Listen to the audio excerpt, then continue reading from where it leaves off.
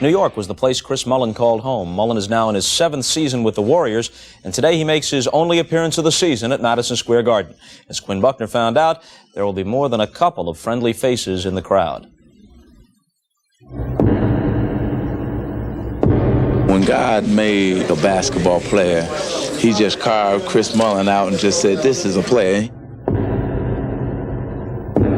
Chris Mullin is Larry Bird, only at 6'7", not 6'9". My high school coach, he approached me one time and said, don't you think you can play in the NBA? And I thought he was crazy. Mullin for three, he got another one. Sometimes it's tough to recognize talent, especially your own. Chris Mullin, now in his 7th season, has become one of the best in the NBA. But to get a better perspective of this 4-time All-Star, you've got to go back to his early days. You've got to go back to the streets of New York.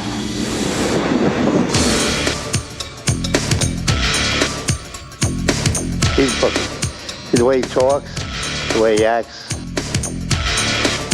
I remember going to a few Knicks games and not really being able to sit so close.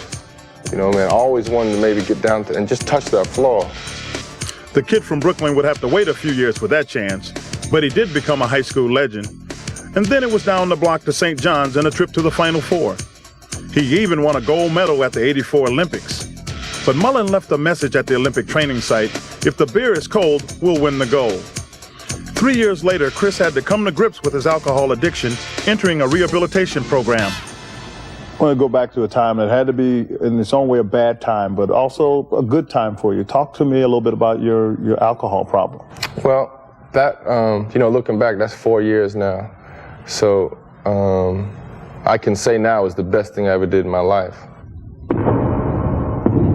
I remember Nelly was right here, and he kind of challenged me. I had come late to practice, I think, or maybe missed practice, I'm not really sure. And he said, I think you got a problem. I think you should take care of it. I really wasn't sure what he meant. I mean, I did know, but I didn't want to know. You know what I mean? I was kind of in denial. And he walked a few steps and he said, you know what, I'm suspending you. You're suspended. I saw this wonderful person who was dominated by an addiction. And until he took care of his addiction, you were never going to see this wonderful person come out. So now my life is structured towards, you know, I take care of myself first and then everything else falls in place. You know, the basketball is very important to me and I love it, but I would do fine without it. Mullin began and still continues one of the strictest conditioning regimens in the league.